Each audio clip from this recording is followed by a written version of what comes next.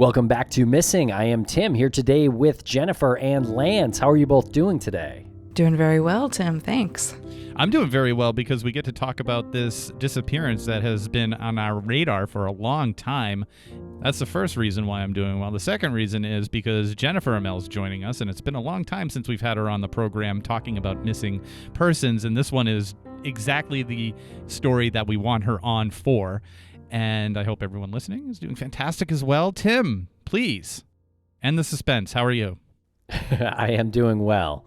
I am definitely excited to speak about the disappearance of Michelle Marie Ashley Nicolaou. She was last seen on December 3rd, 1988, but not reported missing until January 12th, 1989. And she went missing from Holyoke, Massachusetts at age 22. She's a white female, 5 foot tall, about 120 pounds, with sandy brown hair and brown eyes. I'm personally very excited to talk about Michelle's disappearance. Her name might sound familiar to listeners of Dark Valley. We do discuss her a little bit in episode 9 called Not My Bad Man, in which we discuss one of the suspects that were floating around in the Connecticut River Valley case, Michael Nicholaou. So this is Michelle Marie Ashley Nicolaou. She was a wife of Michael's. And, unfortunately, due to time constraints and stuff in Dark Valley, we really didn't get a whole lot of time to talk about Michelle. And she kind of gets lost in the mix when talking about Michael in relation to those Valley cases. So I'm super excited to get into it today. But before we get too deep here, we're going to cut quick to commercial, and we'll be right back to discuss the disappearance of Michelle Marie Ashley.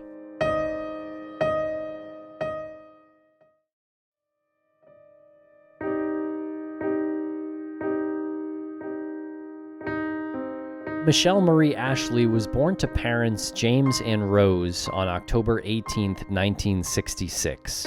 She grew up in the Connecticut River Valley. She had been described as a tomboy, and she actually left school after completing the 10th grade. She ran away with a man and became pregnant by him, and then she gave up that child to be raised by the child's father. What a difficult decision that must have been. I mean, she was quite young. I don't even know if she was 18 at that time. I imagine she probably was thinking of the child's future, and if the man had, a way to support the child better than she could, maybe, she made that decision for that reason. Yeah, so definitely the right decision to make at that age, because she was 19 when she met Michael Nicholaou, right? So this would put her between 18 and 19, I guess at the oldest. Also, I just want to really highlight, we went over the statistics before we got into more of the details here. She's 22 at the time of her disappearance. 22 years old is incredibly, incredibly young. As we'll describe later on in the episode, what she's been through, what she went through with Michael is nothing that a 22-year-old should ever experience. Yeah, nor any woman of any age. Of any age, yeah, exactly. But yeah, it's particularly egregious, knowing how young she is. And Tim, you mentioned she grew up in the Connecticut River Valley area.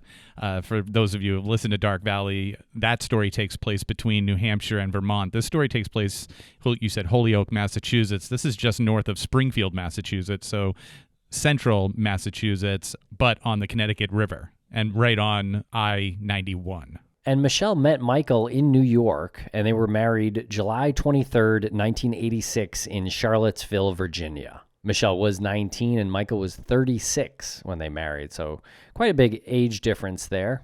Yeah, I think the more we learn about Michael, we'll sort of see this pattern where he develops relationships with vulnerable women, probably to better control them. And this was Michelle's first marriage, and it was Michael's second marriage. And then their son, Nicholas, would be born in 1988, so 2 years later. And at the time, he was a co-owner of a sex shop called the Pleasure Chest in Charlottesville.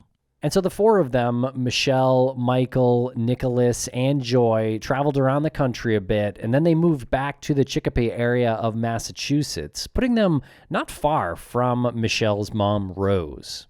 Michelle's family did notice quite a bit of change in Michelle's personality after her marriage to Michael. She went from being a happy teenager to being kind of paranoid about her relationship with Michael. I mean, as you stated, Tim, they moved around a lot during their relationship. which Michael, I think, brought into the relationship because he too moved around a lot in the 70s after he got out of the service. But by 1988, they were renting an apartment in Holyoke, Massachusetts, where they lived with their children, Nick and Joy. So Chicopee is pretty close to Holyoke and sort of the in-between town from Springfield to Holyoke. So just south of Holyoke and just north of Springfield, just to give people a geographical position. And in November of 1988, Michelle confided in her mother that she wanted to leave Michael. And we know from our interviews with professors and doctors in this field that this is a very dangerous time. Yeah, if she had been experiencing some abuse, verbal, emotional, or even physical, threatening to leave a partner might incite that rage and, an incident to occur. We don't know what transpired to make Michelle go missing, but we do know that on December 5th, 1988, Rose called Michelle at their Holyoke apartment and spoke to Michael. And he told her that Michelle had left him over an argument, but he assured her that she would be back. And then Rose tried several times after that to call Michelle. And she even went to the apartment, but no one ever answered. A couple of thoughts on this. I wonder what the situation would have been like had this happened during the age of social media, if Michelle would have been posting pictures of any abuse, any physical abuse or evidence of physical abuse like we've seen in these other conversations that we've had with parents, or the parents after the fact would post pictures of evidence of physical abuse. Also, just to get your opinion on this, do you feel like everything is just moving in Michelle's life incredibly fast? Like everything is at an accelerated pace. She's out of high school before it's time to graduate high school. She's been with a man, had a child, given up the child, met Michael Nicholaou. Just feels like everything is happening at this rapid pace. I don't even know how one would keep up with that psychologically. Yeah, it had been quite difficult for her. I imagine she got swept up from in her relationships with like rather dominant personalities, and this is evidenced by like this abusive relationship that they had. So I don't know if Michelle had much of a choice or felt like she didn't have a choice in engaging in these relationships and having these children. It just seems like she was way over her head, and I wish some support had been provided to her. And, of course, we know that Michelle's family cares deeply about her. They've been trying to find out what happened to her for decades. And I know her mother and her sister are still trying even to this day. So I don't want to, give the impression that her family didn't care and wasn't trying to help her. But oftentimes, if you have a headstrong young woman, they're going to make the decisions they make, and the only thing you can do is provide support and say you can always come home.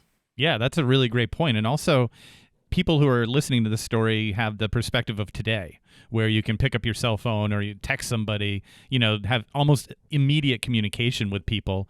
And the case back then was that communication was a lot harder. And by the time maybe some abuse happened and she had an opportunity to speak with somebody, it might have not seemed as important in her own head to communicate that to somebody, to the point where her family would say, we need to intervene because there needs to be some support here, some real support. Yeah, I mean, there's so many reasons why a woman would not tell her family. And it seems like from little anecdotes from her mother, Rose, that she was kind of straightforward about what was going on, but didn't really see a path away from him at that time. I mean, she's scared of retaliation. As we just said, I mean, threatening to leave somebody is a dangerous action. So yeah, I totally understand why Michelle made the decisions she made and why it was, quite difficult for her to just step away from that and take her children. And Rose, Michelle's mom, finally reported her missing to the Holyoke police on January 12th, 1989. And after Michelle was reported missing, the landlord and police officers opened the apartment and found that it appeared to have been left abruptly. Children's clothing and cribs were still there, as well as the Christmas tree with presents underneath, which kind of tells you everything you need to know right there. That is a haunting scene to me, especially that Christmas tree with the presents underneath. I mean, it makes me fear that something awful happened to Michelle to make them leave in such a hurry, but it also makes me think of Nick and Joy, her children. It's like, how traumatic it must have been. Even if something didn't happen that was violent, or they didn't see something happen violent between their mother and father, but just like leaving under the cover of night and like you can't open your Christmas presents. That's so sad. Yeah, right. And as if this wasn't evidence enough that there's some foul play going on, she even had a statement that she told her mother that if I'm ever missing, he killed me. You need to track him down and find the kid. So there needs to be something. I mean, we hear this today too. You know, someone screaming from the rooftops like, this is dangerous. He's going to do something to me if I leave. And then all of a sudden the person's gone and the guy's like, oh, we got into an argument and she stormed off, having no past history of storming off and never coming back or leaving for days and weeks. All of a sudden, this argument was so bad, she leaves in the middle of Christmas. So there needs to be something that's put in place where it's like, I don't know if it's like the common sense, like obvious clause, like obviously something happened here. And a short time after the family had seemingly vanished, Michael showed up at his stepmother's house in Virginia.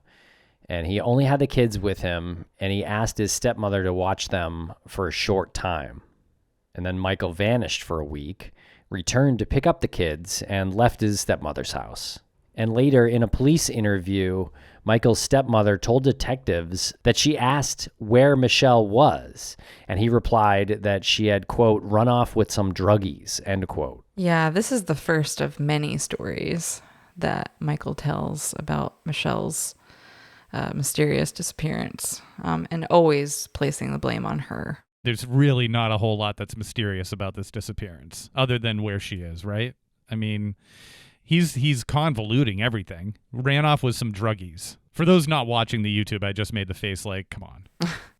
So it's just so irritating that the person who's clearly the perpetrator of this can just say whatever and get away with it. Yeah, and I mean, our listeners might be a little confused as to why we're so certain it was Michael. Right.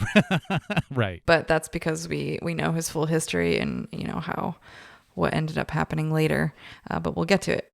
So on January 5th of 1989, Michael showed up with just the kids at an acquaintance's work in Charlottesville, Virginia. So this friend of Michael's was a woman, and she worked at his sex shop called the Pleasure Chest that you mentioned, Lance, from 1983 to 1985. So Michael asked to borrow her car for the day, using it approximately for 6 hours. And the timeline is a little unclear, but it seems like Michael never returned that car. Right, and according to her, the kids appeared dirty and that Michael was acting nervous and suspicious. And apparently this friend asked Michael where Michelle was, and he told her that she was visiting someone. So that's story number 2. Right, and then on January 9th, 1989, she filed a stolen car report after she learned that Michael had been seen driving her car after it was last seen at a Holiday Inn parking lot in Charlottesville, Virginia. So she lets him borrow the car on January 5th. She files a stolen vehicle report on January 9th, and that car was never recovered. And she never saw Michael again. And him being gone, being out of the area, he was not available for any trial for the auto theft charges. So that is him evading these charges, and really crazy that she never saw him or the car again. Yeah, it kind of makes you wonder why Michael was so desperate to get away and why he couldn't drive his own vehicle. Do we have any indication of where the vehicle he owned went to? No. That's my question. Yeah, and then this car too. So there's 2 cars, I guess, that were, I don't know, either abandoned or hidden or I don't know, they just disappeared while Michael was supposed to have been driving them. Yeah, clearly Michael thought that like maybe his plates on his own car were being run, because technically he's disappeared with 2 children without the mother's consent. You don't know where the mother is. And then he, I guess, maybe was thinking that Michelle's family would file a missing persons report and that the police would be looking for him. It's either that or something much more serious, and he, killed Michelle and put her body in the car, and that's why he got rid of it. Yeah, it seems kind of frantic too, doesn't it? Because it's not going to take very long for the person whose car you borrowed to realize it's never coming back, and they're going to file a charge, a stolen vehicle charge against you. I mean, that he must know that that's coming at some point, and those plates are going to be run. So this is like very frantic and speaks to how impulsive the crime was that he potentially committed that set him off this path in the first place. Right, because this is like just a month after Michelle was last seen. Mm-hmm. So we don't really pick up Michael's trail until 1992 when he was working in Boca Raton, Florida, and a friend bumped into him. And Michael told that friend that Michelle was dead. So this is story number 3, and perhaps an accurate one? I don't know. Obviously, he left out any wrongdoing on his own part, but Michael had told other people that Michelle had run off with a Cuban drug dealer, and these friends told investigators that the kids were with Michael, that they were all living out of Michael's car, and that the kids' clothes were worn and they seemed hungry, which is just awful. And we'll be right back after a quick word from our sponsors. Thanks to our sponsors, and now we're back to the program. And so here's a little bit more background on Michael Andrew Nicholaou. He was born on August 4th, 1949 in New Jersey, according to his 1986 marriage certificate to Michelle. And photos seem to depict an adult Michael appearing as a mild-mannered family man. They sure do. When you look at these pictures, you'd think that this is someone who works at a bank. You know, like just very unassuming and even like friendly looking, kind of smiling in all of them, sort of like an aw shucks type of look. Well, his background is kind of all over the place as well, with his parents. On the marriage certificate that you mentioned, his parents are identified as Peter Louis Nicholaou, and his mom is Joanne Fazio. But in later interviews, Joanne claims that Michael's dad was a man named Edward Stafford, who she says was also a sex offender. Yeah. In Dark Valley, I had the great privilege to interview with journalist Ben Montgomery with the Tampa Bay Times. And he did a lot of investigative reporting on Michael's background and uncovered a lot. I believe he said that he had even met with Michael's mother, Joanne. It's kind of difficult to ascertain, but it's definitely true that his father was a registered sex offender. But Michael had come forward with some accusations about his mother and that there was like some kind of weirdness going on between the two of them. Perhaps some abuse, perhaps some sexual abuse. But she denied those allegations. And so Michael's mom, Joanne, stated that she divorced Edward when Michael was 3 years old, and that was due to extreme cruelty.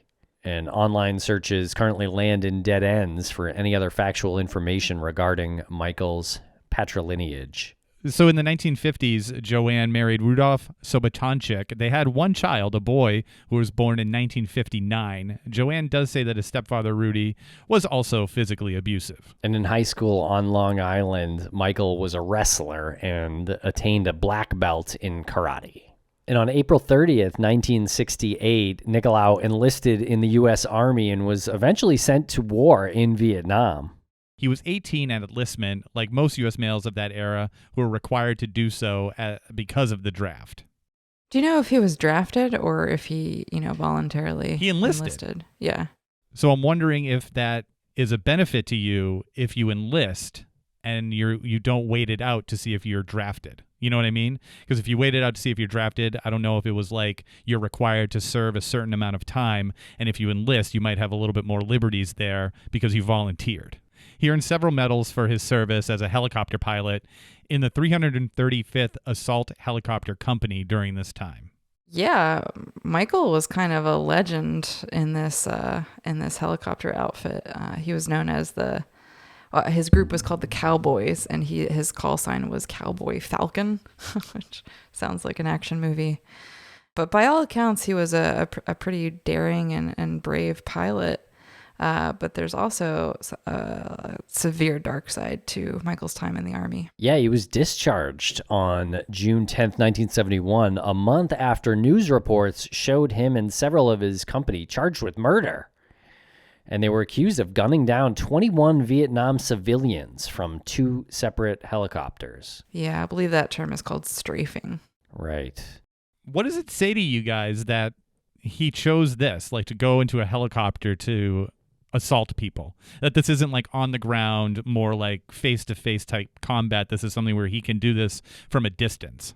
Yeah, it's quite in opposition to the stories that have been floating around, I think, perpetrated by a PI named Lynn Marie Carty. She, I guess, had heard tell that Michael was sneaking off from like base to go like kill civilians with a knife, which is not substantiated in any report I've seen. But that's quite different than being up high in a helicopter. It's impersonal and obviously horrible. But there is a level of like distance from that type of crime, you know? Yeah. And you can kill more people that way too. Yeah, that's true. Well, it's kind of his job in the war. I mean, you hear so many stories of, soldiers in Vietnam just not being able to tell civilians from soldiers and getting confused in the jungle and just being like terrified and stuff, which is not, an excuse. So I just don't know how deliberate this thing was. But Yeah, it's definitely hard to say. I wonder what some of those other men would say about it. But all charges were eventually dismissed due to insufficient evidence. And then Michael went on to sue the United States for $1 million, alleging defamation.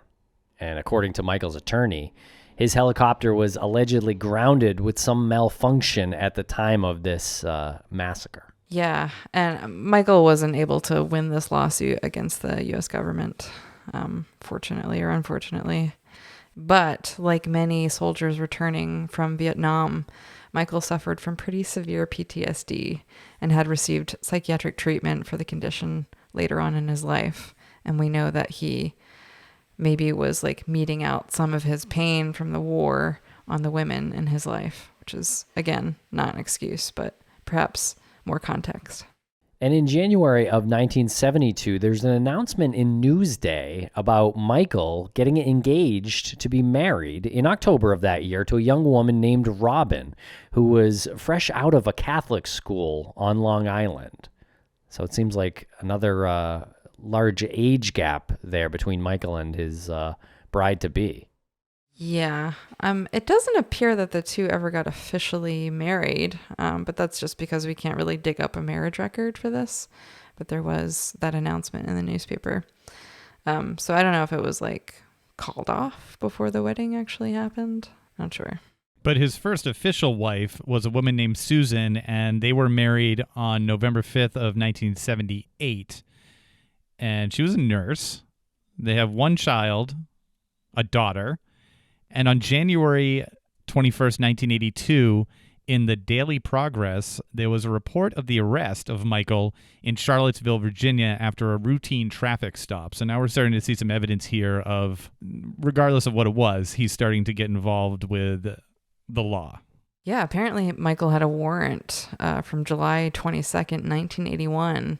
This is from an incident in Bridgeport, Connecticut, where he was charged with an unlawful flight to avoid prosecution for parental kidnapping. Right. Michael had taken his and Susan's daughter, who was now 2 years old, to Virginia, where police located them both, and he was finally taken into custody. So this is the second time he's like gone on the run with his kids and like essentially kidnapped them away from their mother. The first time. Right. The first time before, he has children with Michelle, right? So he's got a history of this and a history of stealing vehicles because the car he was driving was stolen out of Charlottesville. How did this dude never go to jail?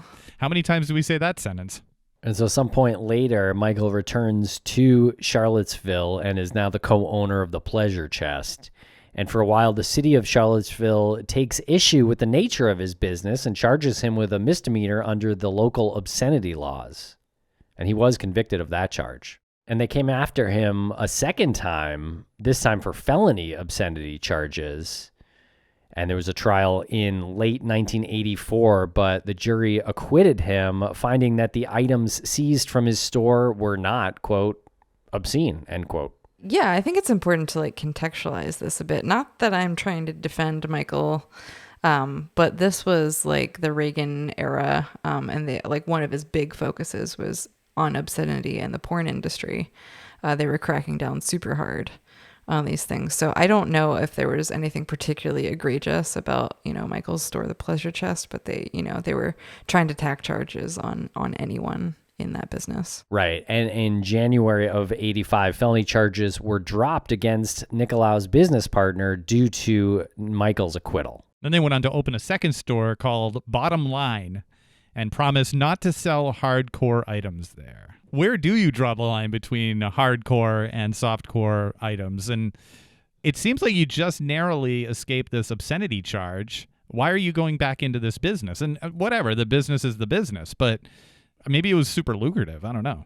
It seems like it. I mean, especially if it was like some black market stuff due to that time of cracking down on obscenity. I believe it was like a very lucrative thing to get into at that time specifically. Well, we are going to bring this back around to Michelle. This was a bit of background on Michael, and it was in this period of time that it's believed this is when he met Michelle.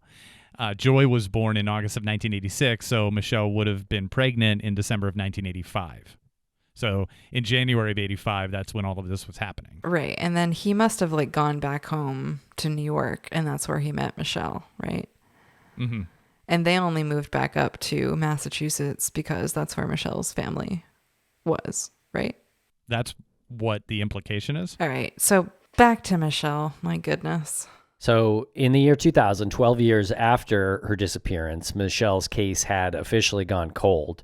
And people did suspect Michael in her disappearance, but police weren't either sure or didn't have enough evidence to really do anything about it. Yeah, I mean, one of the keys in any kind of like homicide charge is a body, and Michelle is still missing. But Michelle's mother, Rose, decided to hire a private investigator to help find answers about Michelle's disappearance and where her grandchildren, Joy and Nick, were. So enter private investigator Lynn Marie Carty out of Florida. She ends up finding Michael by, I think, looking him up online in like a White Pages website and dialing a number, and he just happened to pick up. And when she spoke to Mike, he said he had the kids in Florida, near where his mother and brother lived. And he first denied even knowing Michelle. Then he denied ever being married to her, and then said that she had run away with a Colombian drug dealer. So we're hearing this story again. Yeah, he said Cuban the first time. Cuban the first time. Oh, Cuban the first. Oh, yeah, good catch. So he also told Lynn Marie Carty that Michelle was a, quote, slut, and that she had abandoned him and the kids. And then after that first interview with Lynn Marie Carty, Michael fled from Florida to Georgia with his new wife, Aileen, and her daughter, Taryn. And again, leads run out on Michelle's case, and it is cold once more. What do you tell your new wife and stepdaughter at that point where you have to flee into another state? Is it just like, I got a job opportunity? Like, what are you telling these people? I do believe that Aileen, his then wife, had family in Georgia, or was from Georgia, and that's why they went back. I don't know if it was necessarily due to that, brief phone call with Lynn Marie Carty. According to her, like, that phone call was super brief, and she didn't like grill him or accuse him of anything. She just wanted to know if the kids were okay. So I don't know if that would have been enough to like spook him into quote unquote fleeing. Okay, so we've already kind of been through Michael's history and his relationship history, and it seems like the past just keeps repeating itself. He finds a woman, he manipulates her into a relationship, there's children involved in each case, and there's a lot of moving between states, moving back and forth. So when Michael is with Aileen and her daughter Taryn, and I'm assuming Nick and Joy, although I think they're a bit older by this time, so they might not have been living with Michael and Aileen. But so they move from Florida back to Georgia and then back to the Tampa Bay area in Florida. And in this relationship, it seems to be characterized by abuse once more. I think Aileen at one point had tried to leave Michael and go back to Georgia to her sister's house. And this was 1 month prior to New Year's Eve of 2005.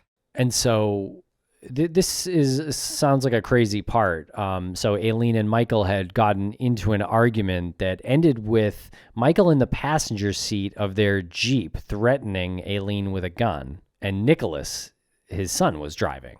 And Michael apparently told Nicholas to hit the gas, and then Aileen was hit by the Jeep. I just want to be clear. Michael was in the Jeep with Nicholas driving. They get into a fight. He's threatening Aileen with a gun.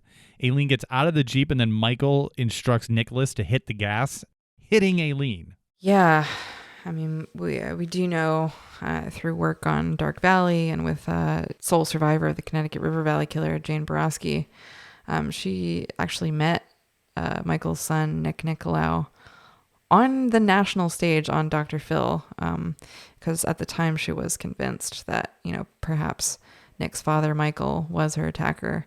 I think this has since been disproven. She described Nick as being, he had an addiction problem. He was, super messed up by this like really rough childhood that, his father dragged him through.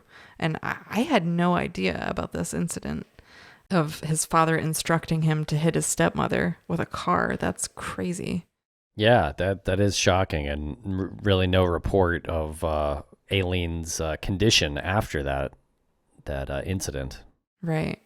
On New Year's Eve 2005, so December 31st, 2005, a 56-year-old Michael Nicholaou, wearing a trench coat and carrying a guitar case with guns in it, walked into his sister-in-law's house in Florida and shot his wife Aileen and his stepdaughter Taryn.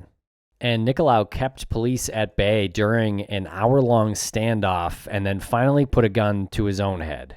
Now this kind of informs our opinion about what happened with Michael and Michelle Ashley.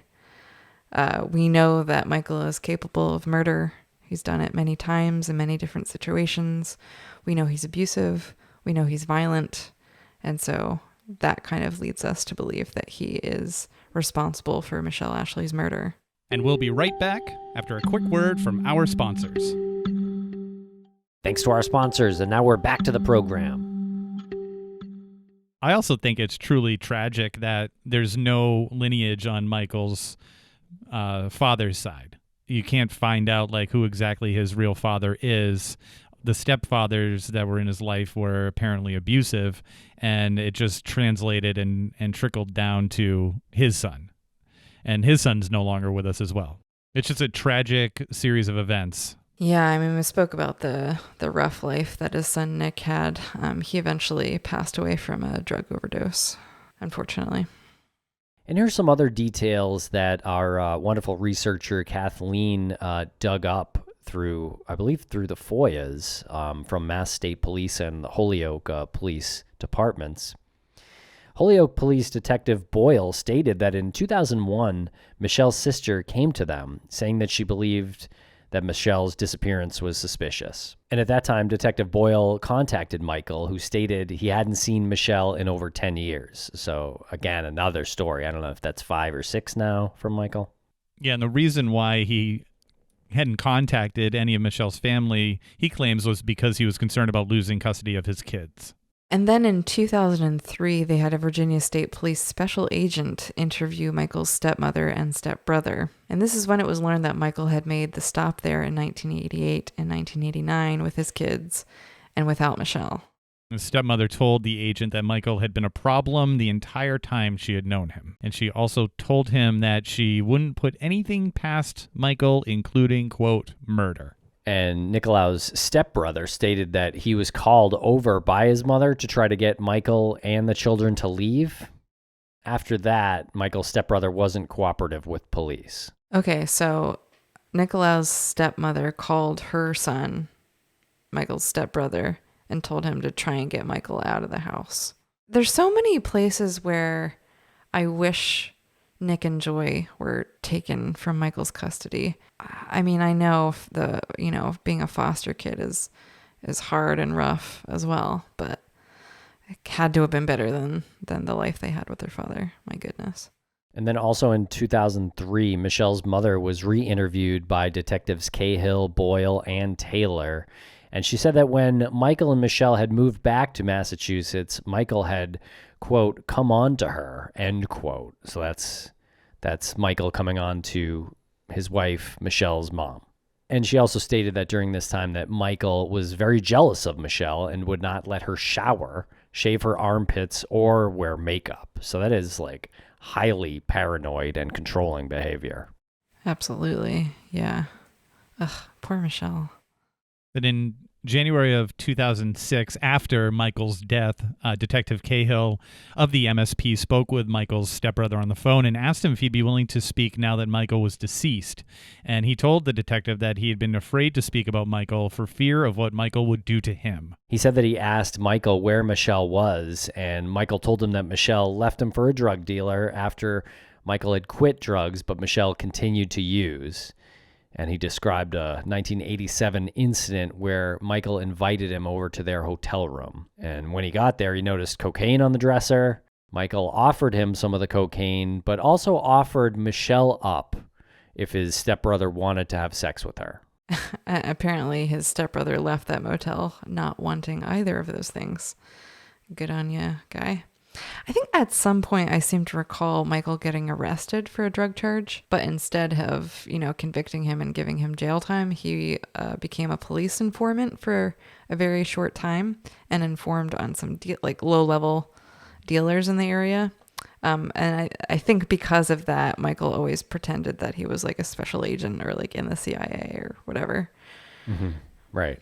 Thought he was super important. And there were some other stories about Michael that painted him as a violent man. Some of his military buddies described incidents in Vietnam where Michael tortured animals and even went out alone at least once, armed with a knife, seeking hand-to-hand combat with the enemy, but that's sort of up for debate. Yeah. So the journalist I spoke to, Ben Montgomery, he said he had tried to substantiate these claims. These are, I guess, ostensibly coming from the PI, Lynn Marie Carty. I don't know where she heard those rumors, but the journalist had spoken to a lot of Nicholaou's, I guess, fellow soldiers and friends in the army, and I don't think any of them substantiated, this like sneaking out like Rambo with a knife. So I don't think it's true, but who knows? And when contacted in 2006, Nicholaou's first wife refused an interview, but when asked if she had been afraid of him, she screamed, "What do you think?" into the phone. It's pretty telling. Yeah. Oh, this is interesting. I had not heard this. So in 1997, Michael was accused of lighting his neighbor's 1979 Cadillac on fire and ripping up several of their plants.